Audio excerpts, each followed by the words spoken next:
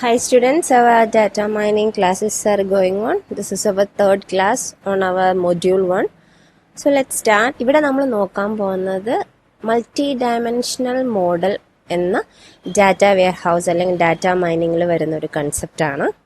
A multi dimensional model views data in the form of a data cube. നമ്മുടെ ഒരു cubic structure നമ്മുടെ മൈൻഡിൽ വേണം. A data cube enables data to be modelled and viewed in multiple direction that is defined by dimensions and facts.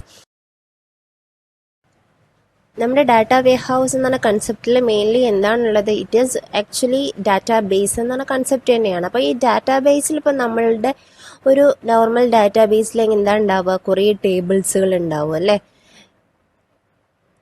ഇങ്ങനെ കുറേ ടേബിൾസുകൾ ഉണ്ടാകും. അങ്ങനെ ഒരു കളക്ഷൻ ഓഫ് ടേബിൾസിനെയാണ് നമ്മൾ എന്ത് പറയുന്നത്, ഡാറ്റാ ബേസ് എന്ന് പറയുന്നത്. ആ ഡാറ്റാ ബേസ് അപ്പോൾ അതിൻ്റെ പല മീനിങ് ഫുൾ ആയിട്ട് സബ്ജക്റ്റ് ഓറിയൻറ്റഡ് ആയിട്ട് ടൈം റിലേറ്റ് ചെയ്ത് നമ്മൾ ഇത്തരം ഡാറ്റാ ബേസുകൾ, അപ്പോൾ ഇങ്ങനെ ഒരുപാട് ടേബിൾസ് ഉള്ള ഒരു ഡാറ്റാ ബേസ് ഉണ്ടായിരിക്കും.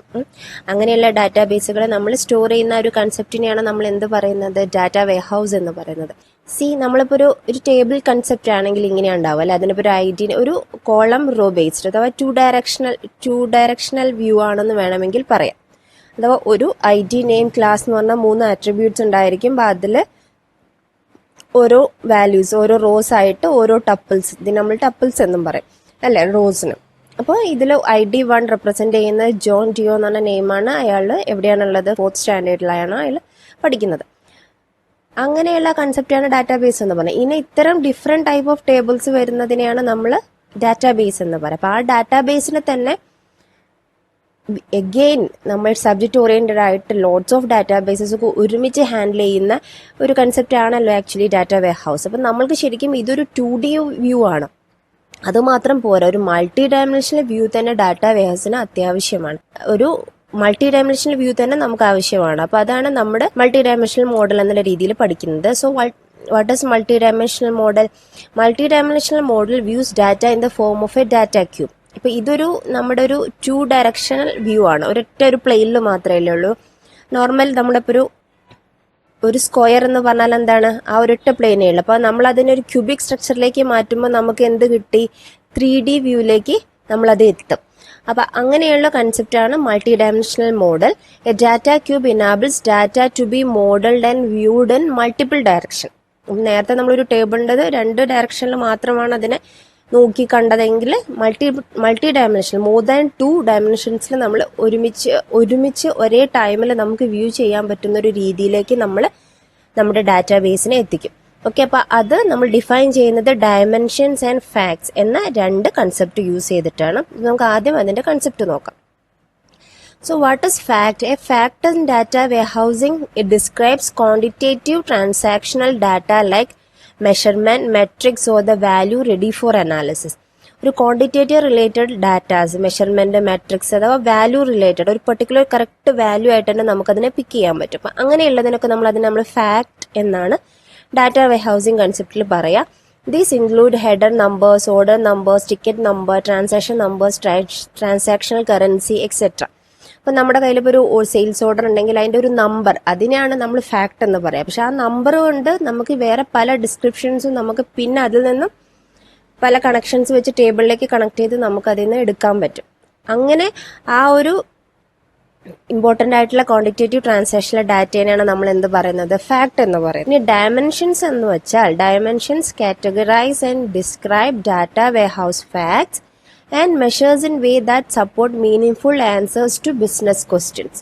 അപ്പം നമ്മുടെ കയ്യിൽ ഒരു ടിക്കറ്റ് നമ്പർ ഉണ്ട്, ഒരു ഓർഡർ നമ്പർ ഉണ്ട്. ആ ഒരു നമ്പറിനെയാണ് നമ്മൾ ഫാക്ട് എന്ന് പറയുന്നത്. ആ നമ്പർ വെച്ചിട്ട് നമുക്ക് എന്ത് ചെയ്യാൻ പറ്റും, അതിൻ്റെ സപ്പോർട്ട് ചെയ്യുന്ന മീനിങ്ഫുൾ അതർ ഇൻഫർമേഷൻസ് നമുക്ക് അതിൽ നിന്ന് എന്താ എടുക്കാൻ പറ്റും. ഇപ്പോൾ ടിക്കറ്റ് നമ്പറിൻ്റെ ഉള്ളിൽ തന്നെ ഉണ്ടായിരിക്കും അത് കണക്ട് ചെയ്യുന്ന ഏത് ഡേക്ക്. ഇപ്പോൾ നമ്മളൊരു റെയിൽവേ ടിക്കറ്റ് റിസർവേഷൻ്റെ കൺസെപ്റ്റ് ആണെങ്കിൽ ഏത് ഡേ, ഏത് ട്രെയിൻ, എവിടെയാണ് ഡെസ്റ്റിനേഷൻ എന്നൊക്കെ ഉള്ളത് അതിലേക്ക് വീണ്ടും നമ്മൾ പല ഡയമെൻഷൻസിലേക്കും ആ ടിക്കറ്റ് നമ്പർ നമ്മളെ കൊണ്ടുപോകും.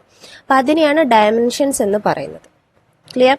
അപ്പോൾ മൾട്ടി ഡയമെൻഷണൽ മോഡലിന് ഇമ്പോർട്ടൻ്റ് ആയിട്ടുള്ള 2 കൺസെപ്റ്റാണ് ഫാക്ട് ആൻഡ് ഡയമെൻഷൻസ്. നമുക്കൊരു എക്സാമ്പിൾ വെച്ച് നോക്കാം. അപ്പോൾ ഇവിടെ ഞാനൊരു ഷൂ സെയിൽസിൻ്റെ എക്സാമ്പിളാണ്. Best run shoes. അപ്പോൾ അതിൽ നമ്മൾ ഷൂഡ് സെയിൽ റിലേറ്റഡ് ഡാറ്റാസ് വരുന്ന ഇമ്പോർട്ടൻ്റ് ആയിട്ടുള്ള ഒരു ഡാറ്റേനെയാണ് നമ്മൾ ഫാക്ട്സ് എന്ന് പറയുന്നത്. ഇമ്പോർട്ടൻ്റ് ആയിട്ടുള്ള ആ ഒരു നമ്മൾ എടുത്തു വെക്കുന്ന ക്വാണ്ടിറ്റേറ്റീവ് മെഷർമെന്റ് ഡാറ്റയാണ് നമ്മൾ ഫാക്ട് ടേബിളായിട്ട് കൺസിഡർ ചെയ്യുന്നത്. അപ്പോൾ അതിൽ നോക്കുമ്പോൾ ഐറ്റം കീ ഉണ്ടാവും, time stamp, customer ID, payment, പിന്നെ quantity sold, amount sold, average sales ഒക്കെ. അപ്പോൾ ഈ ഒരു ഇമ്പോർട്ടൻ്റ് ആയിട്ടുള്ള ഈ ഒരു 4 നമുക്ക് ഫാക്ട് എന്ന് പറയാം. അഥവാ അതൊരു കീ ഉണ്ടായിരിക്കും. അപ്പോൾ ഈ കീ എന്ന് പറഞ്ഞാൽ അതിന് കുറെ ഡയമെൻഷൻസ് വേറെ ഉണ്ട്. അപ്പൊ അത് വേറെ രീതിയിൽ നമ്മൾ എന്ത് ചെയ്തിട്ടുണ്ടാവും, കണക്ട് ചെയ്തിട്ട് അതിൽ വീണ്ടും എക്സ്ട്രാ ഇൻഫർമേഷൻസ് അവിടെ ഉണ്ടായിരിക്കും. അപ്പൊ ഈ ഒരു ടേബിളിനെയാണ് നമ്മൾ എന്ത് പറയുന്നത്, ഫാക്ട് എന്ന് പറയുന്നത്. ഇതിനെയാണ് ഇങ്ങനെ അത് ഡിസ്ക്രൈബ് ചെയ്യുന്ന അതിലെ ബാക്കി എല്ലാ ഡീറ്റെയിൽസും ഡിസ്ക്രൈബ് ചെയ്യുന്ന സംഭവത്തിനെയാണ് നമ്മൾ എന്ത് പറയുന്നത്, ഡയമെൻഷൻ എന്ന് പറയുന്നത്. സോ ഇതാണ് നമ്മുടെ ഫാക്ട് ടേബിൾ, ഇതാണ് നമ്മുടെ ഡയമെൻഷൻ ടേബിൾ.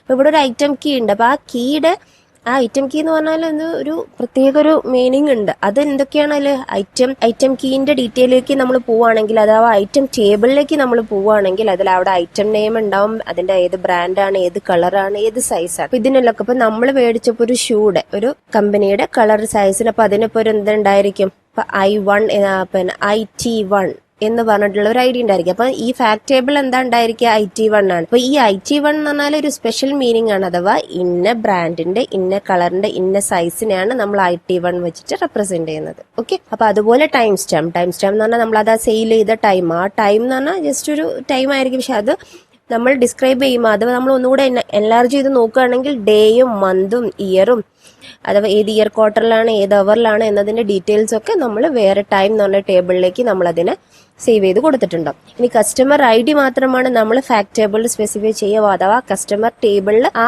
ID റിലേറ്റ് ചെയ്തിട്ട് ഇപ്പോൾ ഒരു C1 എന്ന് പറഞ്ഞ കസ്റ്റമറിന്റെ നെയിം, അഡ്രസ്സ്, കൺട്രി, സിറ്റി, അതെല്ലാം കസ്റ്റമർ ടേബിൾ ഉണ്ടാവും. അതുപോലെ ജസ്റ്റ് പേയ്മെന്റ് എന്നുള്ളത് അതിന്റെ ക്വാണ്ടിറ്റേറ്റീവ് ജസ്റ്റ് ഡാറ്റ ആയിരിക്കും. അതിന്റെ ഡയമെൻഷനിലേക്ക് നമ്മൾ പോവുകയാണെങ്കിൽ അവിടെ പേയ്മെന്റ് മെത്തേഡ് ഇൻസ്റ്റാൾമെന്റ് ആണോ, അങ്ങനെ നമ്മുടെ ഡാറ്റ വെയർഹൗസിൽ ആ ഡാറ്റ ക്യൂബ് എനാബിൾ ചെയ്യാൻ വേണ്ടിയിട്ട് നമ്മൾ യൂസ് ചെയ്യുന്ന 2 കൺസെപ്റ്റാണ് ഫാക്ട് ടേബിളും ഡയമെൻഷൻ ടേബിളും.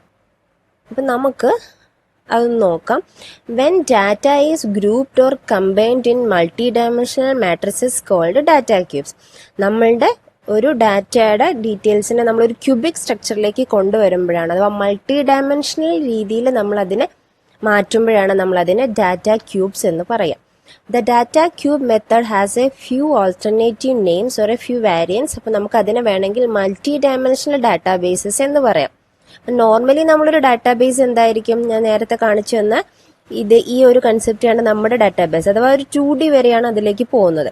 അപ്പൊ അത് മൾട്ടി ഡയമെൻഷണൽ ഡാറ്റാബേസ് ആണ് നമ്മുടെ ഡാറ്റ ക്യൂബ് എന്ന് വേണമെങ്കിൽ പറയാം. അല്ലെങ്കിൽ മെറ്റീരിയലൈസ്ഡ് വ്യൂസ് എന്നും OLAP എന്നും പറയും. ഓൺലൈൻ അനലിറ്റിക്കൽ പ്രോസസ്സിംഗ് ഡാറ്റാബേസസ് എന്നും അതിന് പറയുന്നുണ്ട്.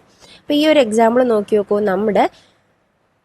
ഇതിപ്പോ ഒരു ടൈമാണ്. അപ്പൊ ഇയർലി ഇപ്പൊ Q1, Q2, Q3 and Q4 ഇപ്പൊ ചെന്നൈയിൽ ഓരോ ഐറ്റംസ് ആണത്. ചെന്നൈ ലൊക്കേഷനും നമ്മൾ നോക്കുന്നുണ്ട്. അപ്പൊ ചെന്നൈ, കൊൽക്കത്ത, മുംബൈ ആൻഡ് ഡൽഹി.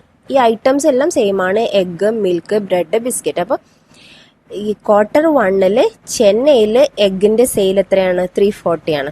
Q1 ചെന്നൈയിൽ മിൽക്കിൻ്റെത് 360 ആണ്. ആ ടൈമിൽ ഇവിടെ എത്രയാണ്, കൊൽക്കത്തയിൽ 460 ആണ്, മുംബൈയിൽ 385 ആണ്, ഡൽഹിയിൽ 508 ആണ്. അപ്പൊ ഇങ്ങനെ ഇപ്പൊ നോക്കൂ, ഇതൊരു 4 നമ്മുടെ ഇപ്പൊ ഏതൊക്കെ കൺസെപ്റ്റ് വന്നു, ഇപ്പൊ ഐറ്റം വന്നു, ടൈമും വന്നു, ലൊക്കേഷനും വന്നു അല്ലെ. അപ്പൊ ഐറ്റം ടൈമും മാത്രമാണെങ്കിൽ നമുക്കതൊരു നോർമൽ ഡാറ്റാബേസ് ആണെന്ന് പറയാം. അപ്പൊ അതിന്റെ ലൊക്കേഷനും കൂടെ ആഡ് ചെയ്ത് നമ്മൾ അതിനെ ഇപ്പൊ നോക്കൂ, ഇതൊരു 4 കഷ്ണമുള്ള പേപ്പറാണ്. ഇങ്ങനെയുള്ളൊരു പേപ്പറാണെങ്കിൽ അതിനെ നമ്മളൊരു ക്യൂബായിട്ട് അങ്ങ് മടക്കുകയാണ്.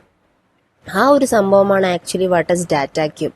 അപ്പൊ അതിൽ നോക്കുക, നമ്മൾ ആ ഓരോ ഡയമെൻഷൻസ് ഇപ്പൊ നമ്മുടെ 1, 2, 3 ആ 3 ഡയമെൻഷനിലേക്ക് നമ്മൾ വാല്യൂനെ കൊണ്ടുപോയി. ഇപ്പം ഒരു ഡയറക്ഷനിൽ നമ്മൾ ടൈമാണ് കൊടുക്കുന്നത്. ഒന്നിൽ ഇവിടെ നമ്മൾ ഈ ഒരു ഡയറക്ഷനിൽ നമ്മൾ എന്താണ്, ഇവിടെ നമ്മൾ ഐറ്റം കൊടുത്തു. ബാക്കിയുള്ള ഇപ്പൊ വേറെ തേർഡ് ഡയറക്ഷനിലേക്ക് നമ്മൾ ലൊക്കേഷനും കൊടുത്തു.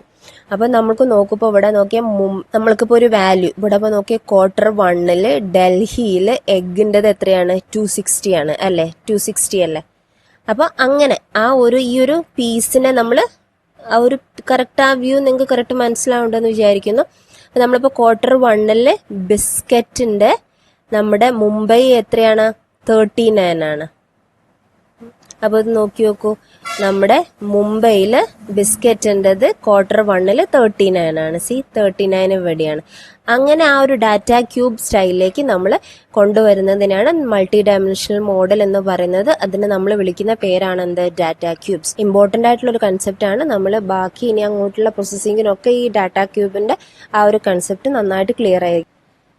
ഡാറ്റ ക്യൂബ് മനസ്സിലായില്ലേ? സോ ഇതിപ്പോൾ നോക്കുക, അപ്പോൾ ആ ഡാറ്റ ക്യൂബ്സിന്റെ ഒരു എൻലാർജ്ഡ് വ്യൂ ആണ്. അപ്പോൾ ഇതിവിടെ വേറൊരു എക്സാമ്പിൾ ആണ് കേട്ടോ, പ്രൊഡക്റ്റ് അഥവാ ക്വാർട്ടർ, ഡേറ്റ് ആൻഡ് കൺട്രി. അപ്പം ആ ഒരു പ്രൊഡക്റ്റിൽ ഇപ്പോൾ ഈ ഒരു ഇന്ത്യയിൽ, ഇപ്പോൾ ഇവിടെ നോക്കൂ, ഇന്ത്യയിൽ 4th ക്വാർട്ടറിൽ ടിവിയുടെ സെയിലാണ് നമുക്ക് ഈ ഒരു ആ ഒരു ബ്ലോക്ക് പിക്ക് ചെയ്താൽ നമുക്ക് കിട്ടുക. അപ്പൊ ഇതിൽ അതിന്റെ കൂടെ എന്ത് ചെയ്തിട്ടുണ്ട്, സമ്മും കൂടെ ആഡ് ചെയ്തിട്ട്. അപ്പൊ നോക്കൂ, ടിവിയുടെ എല്ലാ ക്വാർട്ടറിലും ഇന്ത്യയുടെ സെയിൽ ഇവിടെ കിട്ടും.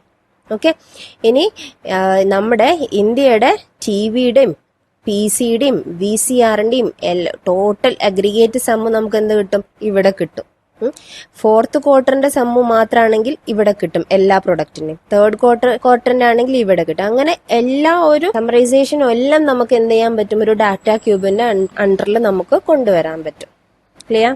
ഒന്നുകൂടെ കാര്യം മനസ്സിലാക്കാൻ വേണ്ടിയിട്ട് ഒരു എക്സാമ്പിൾ ഒന്നുകൂടെ കൊടുത്തിരിക്കുകയാണ്. 2D view of A sales data. അപ്പൊ നമ്മളെ ഹോം എന്റർടൈൻമെന്റിന്റെ സംഭവം, കമ്പ്യൂട്ടർ, ഫോണ്, സെക്യൂരിറ്റി, ഓരോ മെഷീൻസ്, എന്തെങ്കിലും അതാണ് ഐറ്റം. ഇപ്പൊ ഇവിടെ നമ്മൾ ഈ ഒരു സെയിൽസ് ഡാറ്റയിൽ ഇപ്പൊ ഐറ്റം ഉണ്ട്, home entertainment, computer, phone, security type items, അതൊക്കെയാണ് കൊടുത്തിരിക്കുന്നത്. ടൈം ക്വാർട്ടർ ആയിട്ട് Q1, Q2, Q3. Again it is not Q3, it is Q4. Location ഒരു എന്താണ്, ലൊക്കേഷൻ വാൻകൂവർ. ഓക്കെ, അപ്പൊ ഇതെന്തായി, ഇതിപ്പോ നമുക്ക് എന്ത് പറയാം, ഒരു 2D വ്യൂ ആണ്. അപ്പൊ എന്തൊക്കെയാ അതിൽ നോക്കുന്നുള്ള ഒരിട്ട ലൊക്കേഷനെ മാത്രമേ ഉള്ളൂ. ഡിഫറെന്റ് ലൊക്കേഷനെ നമ്മളിവിടെ കൊണ്ടുവന്നിട്ടില്ല. ഒരു പർട്ടിക്കുലർ ലൊക്കേഷനിലെ ഐറ്റത്തിന്റെ സെയില് ഓരോ ക്വാർട്ടറിൽ, അതിലേക്ക് നമ്മൾ എന്ത് ചെയ്യാണ്, നമ്മൾ ഡിഫറെന്റ്, ഇപ്പൊ ഇതിന്റെ കൂടെ തന്നെ നമ്മൾ ചിക്കാഗോ, ന്യൂയോർക്ക്, ടൊറന്റോ ആ ഒരു ലൊക്കേഷനും കൂടെ കൊണ്ടുവരുമ്പോൾ അതെന്തായി, 3D വ്യൂ ആയി. അപ്പൊ 3D വ്യൂവിനെ നമുക്ക് എന്ത് ചെയ്യാൻ പറ്റും, നേരത്തെ ചെയ്ത മാതിരി തന്നെ time, that is got location and the items, നമുക്ക് അതിനെ ഡാറ്റ ഗ്രൂപ്പായിട്ട് നമുക്ക് എന്ത് ചെയ്യാൻ പറ്റും, വ്യൂ ചെയ്യാൻ പറ്റും. അപ്പൊ അതിൽ തന്നെ നമ്മൾക്ക് ഒരു വാല്യൂനും കൂടെ കൊണ്ടുവരികയാണ്. അങ്ങനെയും കൂടി വരുമ്പോൾ നമുക്ക് അതിന് എന്താ പറയാൻ പറ്റും, 4D ക്യൂബോയിഡ് എന്ന് പറയാൻ പറ്റും. ഇപ്പൊ ഈ ഒരു ക്യൂബ് സ്ട്രക്ചർ എന്താണ്, ആക്ച്വലി 3D ആണ്. 3D എന്ന് പറയുമ്പോൾ നമ്മൾ ടൈം, ലൊക്കേഷൻ, ഐറ്റം, 3 ഡയറക്ഷനിൽ നമ്മൾ നോക്കുന്നത്. ഇവിടെയും 3 ഡയറക്ഷനാണ്, ഇവിടെയും 3 ഡയറക്ഷൻ. ഈ 3 ഡയറക്ഷനിലെ കാര്യങ്ങൾ നമ്മൾ സപ്ലയറും കൂടെ അതിലേക്ക് ആഡ് ചെയ്യാണ്. അപ്പോൾ ഒരു മുകളിൽ നിന്നും കൂടെ നോക്കുമ്പോൾ നമ്മൾ ഒരു 3-4 എണ്ണം ഒരുമിച്ച് കാണുന്ന മാതിരി ഈ ഒരു ക്യൂബ്, ഒരേ ടൈപ്പ് ഓഫ് ക്യൂബ്സ് നമ്മളിങ്ങനെ നിരത്തി വെച്ച മാതിരി, അഥവാ ഓരോ സപ്ലയർ, ഇത് സപ്ലയർ 1ന്റെ ഡീറ്റെയിൽസ് ആണ്. സപ്ലയർ 1 വഴി വന്ന ഐറ്റത്തിന്റെ ഓരോ സിറ്റിയിലുള്ള സെയിലാണ് അക്കോർഡിംഗ് ടു ടൈം. ഇത് സപ്ലയർ 2ന്റെ അതേ സെയിം ഇൻഫർമേഷൻ ആണ്. ഇത് സപ്ലയർ 3യുടെ അതേ ഇൻഫർമേഷൻ. അപ്പൊ അങ്ങനെ ഒരു ഡയമെൻഷനും കൂടെ നമ്മൾ ആഡ് ചെയ്യുമ്പോൾ നമ്മൾ അതിന് എന്ത് പറയുന്നു, 4D ക്യൂബോയിഡ് എന്ന് പറയുന്നു. Okay, so that is all about multi-dimensional model in a data warehousing concept. Hope it is clear now. Thank you.